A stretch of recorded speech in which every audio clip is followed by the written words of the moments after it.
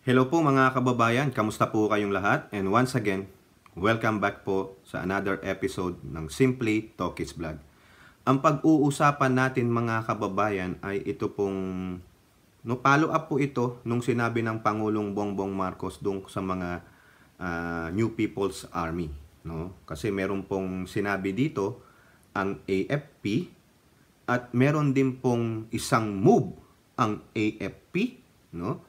At ganun din po, meron po silang nais gawin sa isang vlogger na ito. Also, isasama natin dito ang kalagayan ng ating bansa pagdating sa security, yung law and order. No? Ano po ang kalagayan natin diyan base sa isang poll na ginawa. Also, dahil nga po dyan sa law and order and security, meron pong gustong gawin ang ating mga kapulisan sa pamamagitan po ni PNP Chief Benjamin Acorda Jr. So bago po tayo magbasa ng mga balita at magbigay ng opinion at reaction, tayo po ay magbibigay pugay at mag-shout out sa lahat ng ating mga channel members, yung mga matatagal na po na mga hindi bumibitaw at patuloy na sumusuporta sa atin. Maraming salamat po doon po sa mga new members, no? Meron na pong tayong mga 10 kasi may pa isa-isa, dalawa po na nagpapa-member, no? Patuloy din silang sumusuporta sa ating mga followers, subscribers, sa ating mga likers at nag-share ng ating videos. Maraming salamat po at ako rin po ay magpapasalamat sa inyo sa mga nagbibigay po, nagko-komento sa atin, nagbibigay ng yung yung pagpapataba ng puso. Kasi ang gaganda po ng komento ninyo, no? Ang gagaling ninyo, no? At kayo ay nagko-komento base na rin doon sa topic sa ating mga videos. At doon din sa mga bashers natin, no? Maraming salamat na rin sa inyo at kayo ay nanonood at nagko-komento pero out of topic. Ang laging komento magkano binayad sa'yo? Anak na siya. Paulit-ulit na nga tayo nagsasabi dito na wala pong malalaking tao o politiko o sino man mayayaman na nagbabayad sa akin. Sabi ko nga sa inyo no, kung ako po ay nabayaran ng malaking halaga, hindi na po Honda ang sasakyan ko. Baka imported. Baka meron na akong Maserati, Ferraris. Saka hindi na ako nakatira dito sa baryo. Baka magpunta na ako ng New York, may penthouse na ako dyan. O kaya meron akong residency sa Vegas. Ayun po yung mga pangarap ko. Meron akong yung winter house sa Colorado. May summer house ako dito sa Malibu. O diba? Ganyan. May rest house ako sa magandang lugar sa Pinas. May beach house ako. Ganon. Kasi kung ako'y babayaran, sabi ko nga sa inyo, dapat $1 trillion ang pera ninyo. Wala po Di po ba? Ayan kita nyo as promised, ito na yung ating ikatlong Abel Bacudyo jacket. Hindi po ito donate ni Abel. Hindi po ako kilala ni Abel na isang vlogger. Binili ko po ito. Hindi po ako kasama doon sa listahan ni Abel ng mga binigyan niya ng libreng jacket ng mga vloggers. Hindi po. I spent thousands of pesos on this. Iyabang. Siyempre, binili ko Sariling pawis di ba? Yan. So unahin natin mga kababayan, ito po, no, baka ito mababatikos na naman dito ang Pangulo Yan, tingnan nyo na lang yung quote card na yan. May video din po yan. Nandun po sa ating video, inattach ko yung vlog yan ng Pangulo. Pinagyayabang ng Pangulo yan. No MPA guerrilla front in PH as of December last year. No? So pagmamalaki ng Pangulo yan. No? Hindi ibig sabihin na naubos na sila. Ang gusto lang iparating sa atin dito is scattered po sila. Wala na talaga silang yung parang united front. Hindi na po. No? Kasi yung iba po sumuko na Yung iba, defiant, ayun, kinakain na ng bulati. Di po ba? At the same time, meron na pong amnestia through Proclamation 403. Correct me if I'm wrong. Kasi yung 402, sa mga Alex Bongcayaw Brigade, yung mga revolusyonadong wak, no? 403 sila. Yung 40, tama ba? 405, 4, or 5. Basta ganun no? Para po sa mga MI and MN. Sabi ng Pangulo yan, no MPA guerrilla front. No, nagpapasalamat siya sa ating mga security personnel, sa government agencies, sa ating uniform personnel. Salamat. Pati sa DILG. Now, eto problema, mga kababayan. No? Dito baka tirahin ng mga anti-Marcos, Dilawan at mga Duterte Burak supporter yung sinabi ng Pangulo.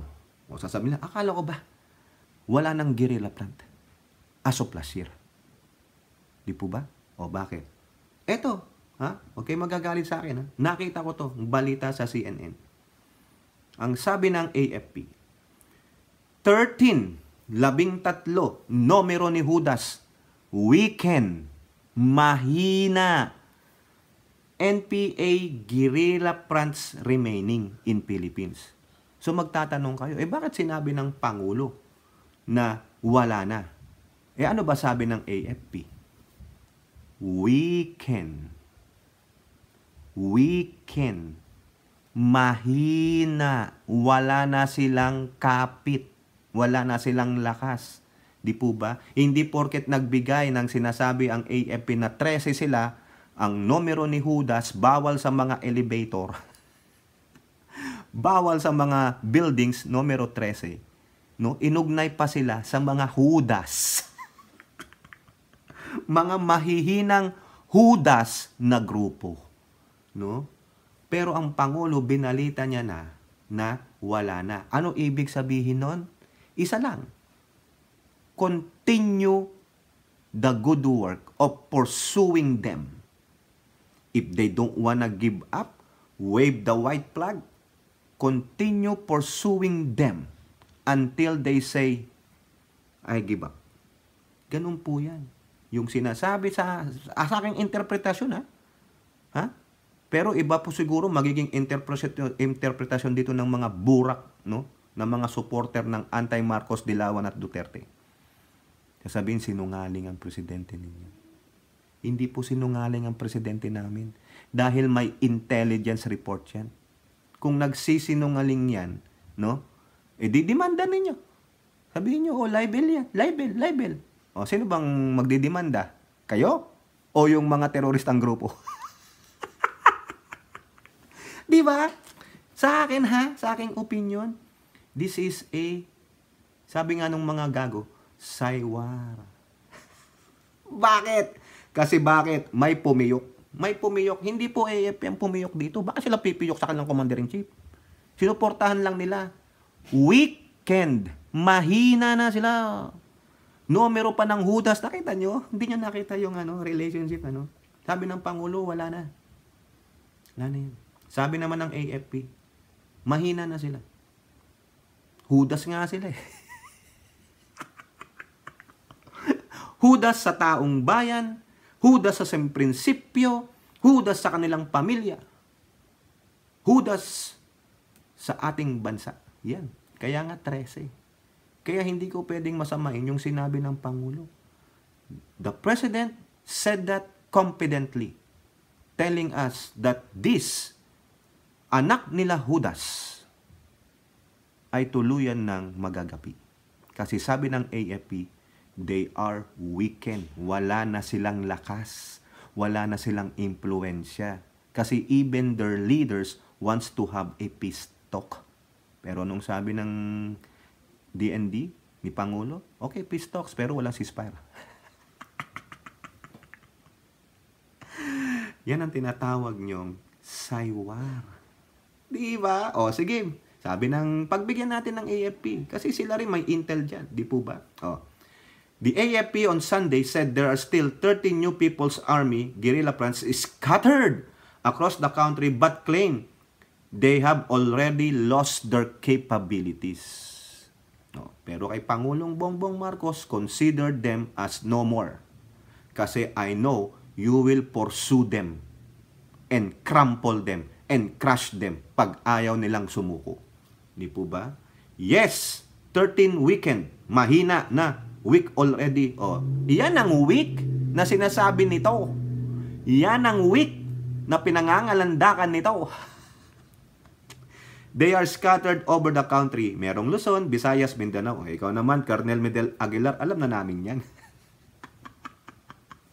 The military statement came after President Marcos Jr. announced on Saturday that there were no more active MPA guerrilla fronts and that the government can now claim victory over the armed group. Okay, tama yan. Okay lang sa akin yan. No? Ako, wala akong problema dyan. Hindi ko po yan i-mamalay o twist. Nasasabihin, niloloko lang tayo ng presidente. No.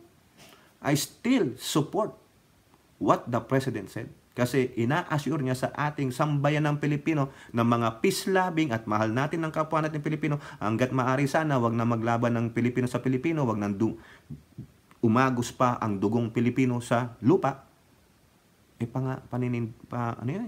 I'll stand by him. Kasi gusto niyang i-assure sa atin na maski na sinasabi ng AFP na merong pang mahihina scattered all over the country, that they will continue the fight relentlessly against these insurgents. Tuloy ang laban. Kung ayaw sumuko, kung ayaw mag-avail ng amnesty, ituloy. Kung masasagip sila, sagipin sila. Pero kung talagang bumakbak sila, edi bakbakan din sila. Yun po yan. Alam ng Pangulong sinasabi niya. It is a clear message that we want peace. Stop this nonsense fighting against the government. Hindi kayo mananalo. Kasi kung nanalo na kayo, hindi na kayo nasa bundok. Kayo na ang namamahala sa bansa. Hindi po. Hindi po ba? Paulit-ulit natin sinasabi yan. O ito naman. No? Sabi ko sa inyo, may aalma eh. Di ba? Lumabas ang mga daga.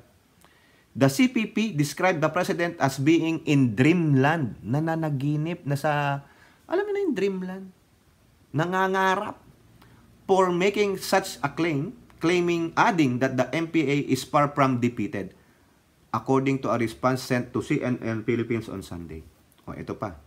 I think ang sinasabi diyan is wala nang active na. Correct, wala nang active eh. What he is saying is that there are no longer guerrilla fronts ang CPP-MPA, which means na they no longer able to implement party programs that will enable the party to recruit new members and generate resources and establish a united front against the government. Correct. Kita nyo yung paliwanag ni Colonel Medel Aguilar. Ang galing, di ba? Wala na. Wala na yung active front pa na makagagawa ng mga ganitong sinasabi nilang programa to recruit, mga fundings, ganyan, to establish a very strong front para labanan ng gobyerno. Anong sabi ni Aguilar? Kalat-kalat na sila, mahina na sila. Baka yung grupo na yan na isa, ay baka 10 o 20 na lang sila. Tapos naghihikahus pa yan sa lahat ng funding. Di ba? Kung ayaw sumuko, di pakain na lang sa mga bulate. Sorry naman po, no? He added that most of the remaining members, who allegedly are mostly students, farmers, and workers, are on the run and hiding. Aguilar said they are still validating their record on the number of MPA members in the country, which stood at 1,600 remaining members as of the third quarter of 2023. Sabi ko kahapon, yung last video ko dito, from 2,500 sila, tapos dumami sila nung 1980 ng 26,000. O ngayon, ilan na lang? 1,600 or 1,600. The AFP official said the guerrilla fronts have weakened because of the government's effort to address the roots of the rebel armed struggle. Ano ba yung roots niyan? Sabi, pagmamalabis ng gobyerno, hindi pantay pagdating sa kalagayan ng status ng bawat pamilyang Pilipino. May mayaman, may mahirap. Ganun po talaga. Life is not fair. Even sa communist ruling party of government, life is not fair. Kayo na lang magsaliksik. Hindi ko na po sasabihin sa inyo. Wala pong fair. That is not the grand design. Not kahit kailan. Life is not fair. Talagang ganon. Di po ba? Paano lang magiging fair? Hindi ko rin po alam. Kayo na po ang bahalang umintindi niya. Di po ba? Marcos earlier reported that the government has neutralized almost 1,400 members of communist and terrorist group. Aguilar again appealed to rebels to lay down their arms and return to their families. Quote, We would like them to go back to our communities, to embrace peace, and to be reunited with their family because this has long been delayed because they were recruited and they were tasked to do hostile activities that do not bring good results to our communities. O, ayan. Ito na po rin yung sabi ulit ng MPA. CPP, MPA active in 14 regional commands. O, talagang ano po, talagang inaano nila, pinangangalandakan nila. In a statement to CNN Philippines on Sunday, CPP Chief Information Officer Marco Balbuena, sounds familiar mga kababayan? Balbuena. 'Di ba? Ito rin yung sa Manibela ba yung last name na Balbuena?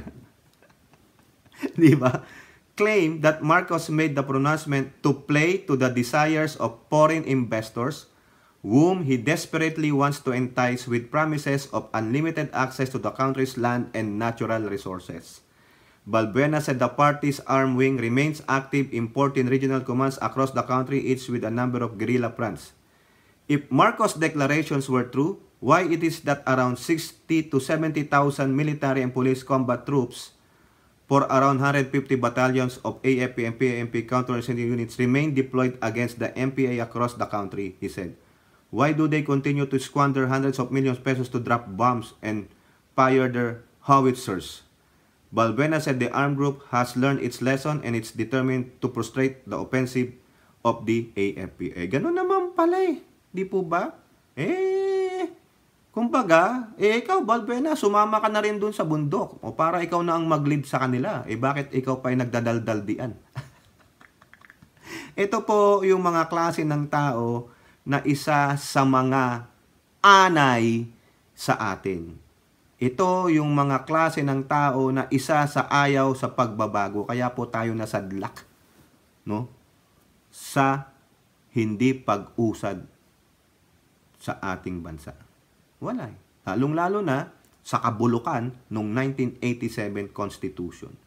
Biruin nyo, very antique na yung Constitution na yun. Niwala man lang ni isang amendment na ginawa doon.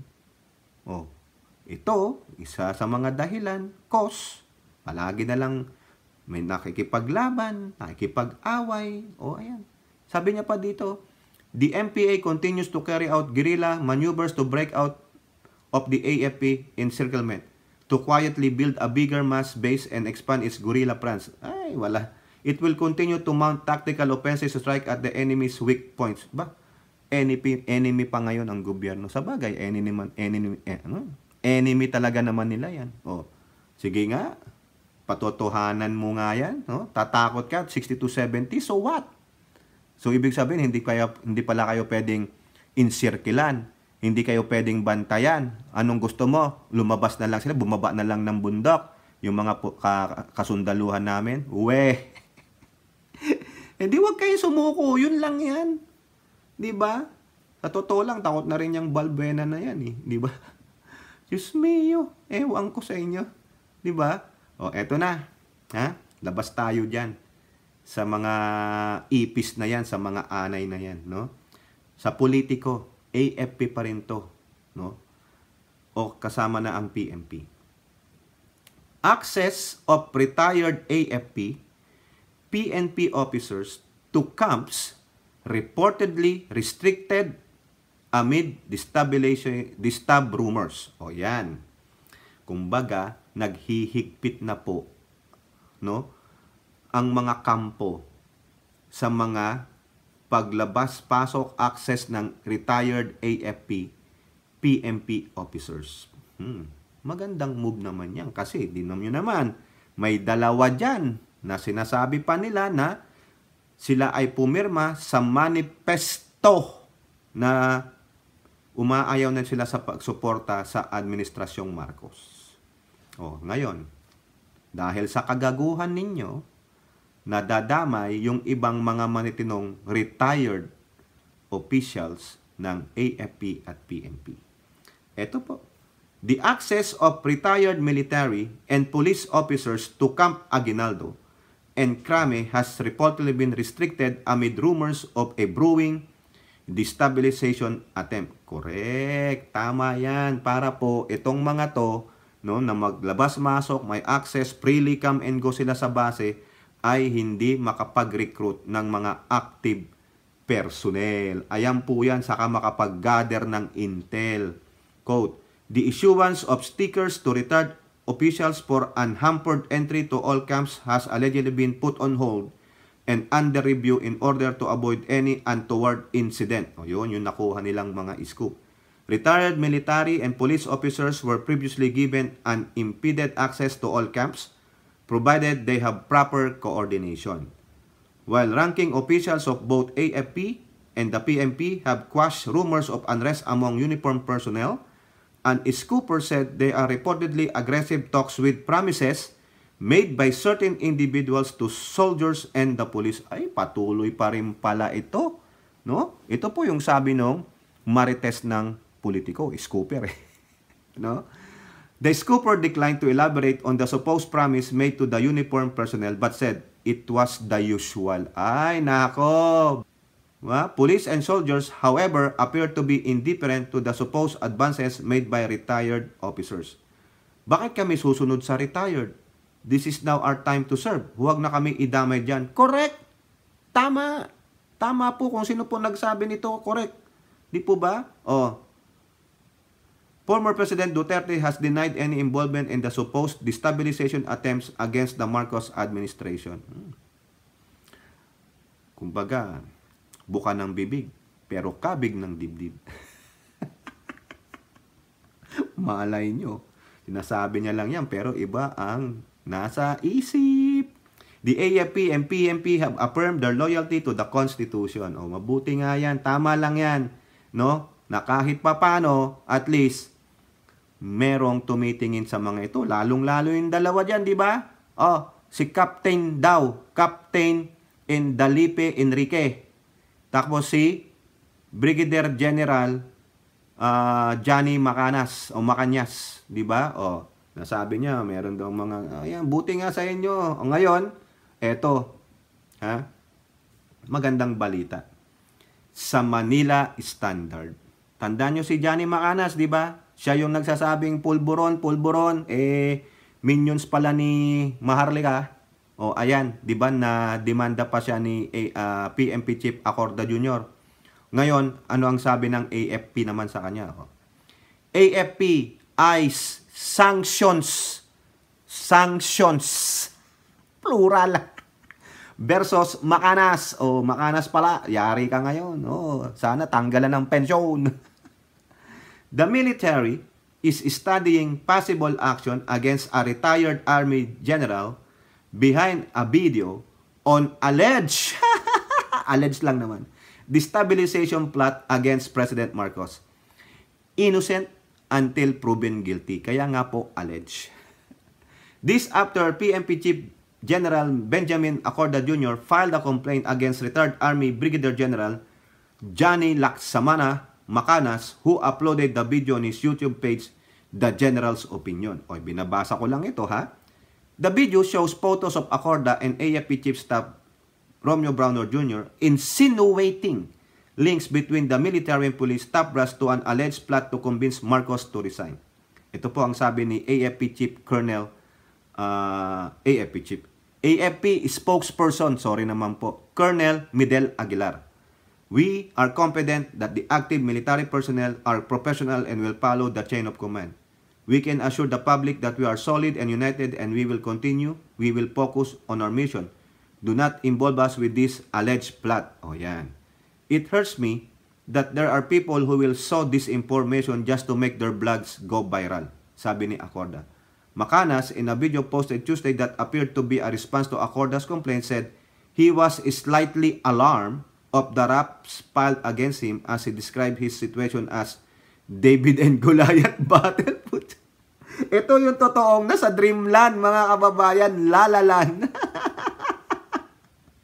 Sabi pa daw ni Macanas, this is a long battle, he said, but it is an expected risk in my work as a political blogger. Gago, nagpakalat ka ng fake news, gago ka. Ilabas nyo kasi yung pulburon video. If the purpose of this administration is filing the case against me, it is to scare and silence me, They're wrong because I will continue to express my opinion. Bunggong! Bakit? Ang Pangulong Administrasyon ba ng Marcos? Di ba ang PNP at AFP apolitical? Oy, Makanas, alam mo dapat yan, retired general ka. You should be apolitical. Alam na alam mo yan.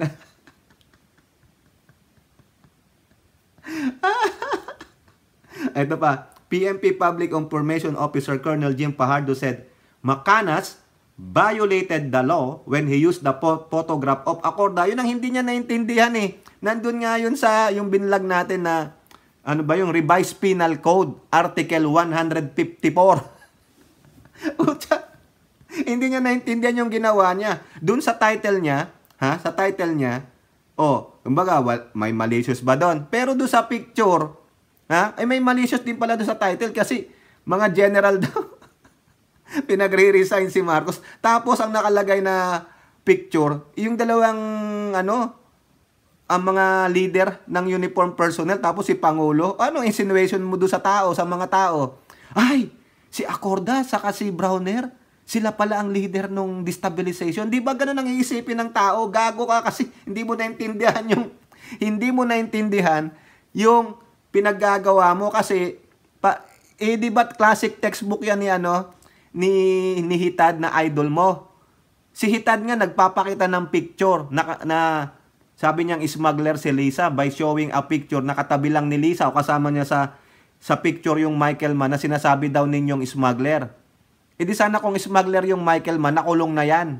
Hindi. Sa picture lang, nahusgahan na yung tao. Ikaw, di ba classic textbook ni Maharlika? Gago ka, di mo lang sinasabi mo kaya. David and Goliath daw.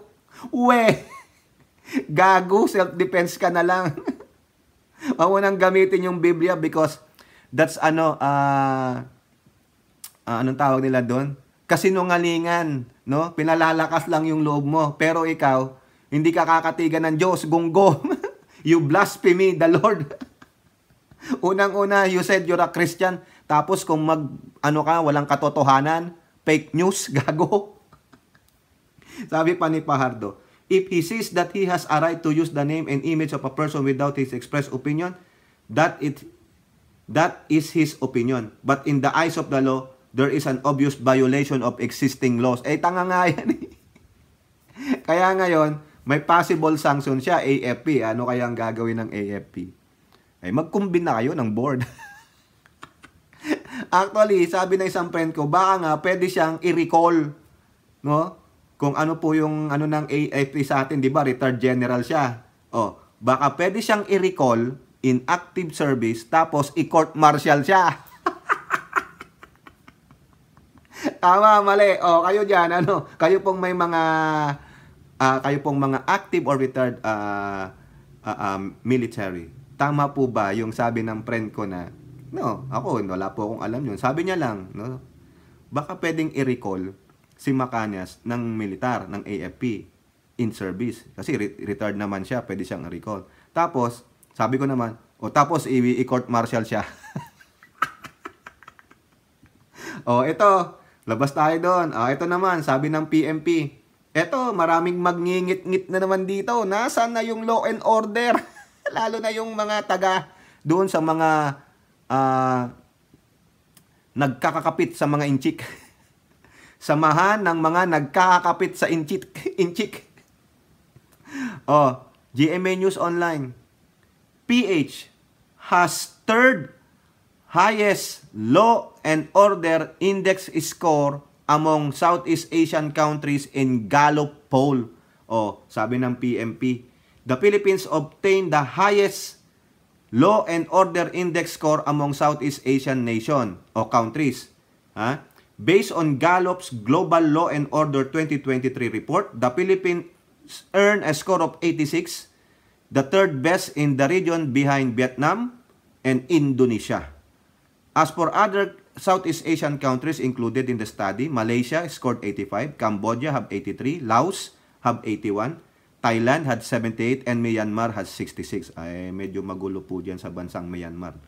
Gallup results are based on nationally representative probability-based samples among adult populations aged 15 and older in 141 countries and territories throughout the year 2022. The 2022 results are based on telephone or face-to-face surveys of approximately 1,000 or more respondents. O, ayan.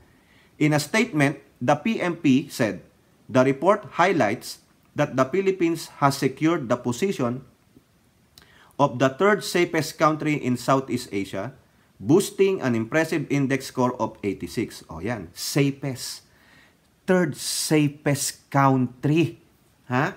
O ano kayo ngayon? Baka mamaya, sasabihin nyo na naman kung ano, baka gawa-gawa lang yan. O, ano po ang sabi ni PMP Chief Benjamin Acorda Jr.? Quote, "We are honored and humbled by the trust placed in us by the Filipino people. The PMP remains steadfast in our commitment to serve and protect." Tama! Correct. Saludo po sa inyo. Ha? Okay?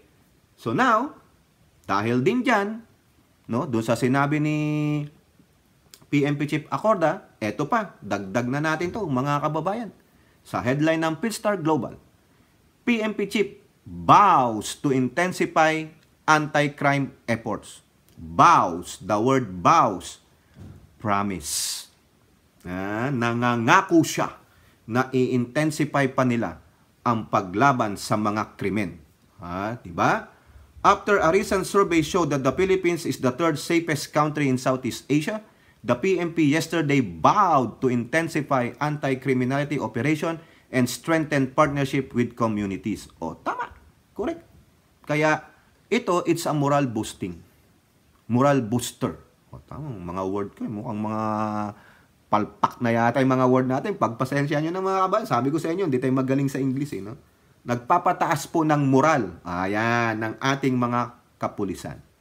Despite of this mga krimen na ang sangkot ay mga pulis, mukhang mataas pa rin ang tiwala ng sambayan ng Pilipino sa ating mga kapulisan. Sige, sabihin na natin, madami-dami din ang mga iring, mga pulis na gumagawa ng tiwali, mga power trip, mga considered ng mga, yung iba, mga sila pa yung mga namumuno sa mga bentahan, mga yung pag-re-recycle ng mga pinagbabawal na gamot. Pero hindi po yan lahat ng kapulisan. Nadadamay lang yung mga matitinong pulis.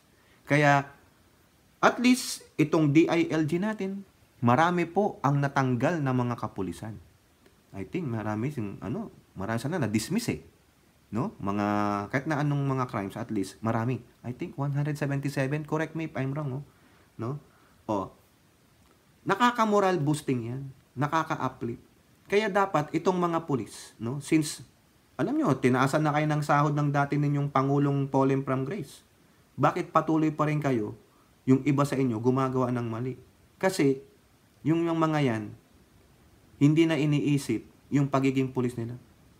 Ginagamit na lang yung pagiging pulis nila for power trip at magkamal ng kung ano man yung gusto nilang ikamal. Maghari-harian. Remember, you have to serve and protect.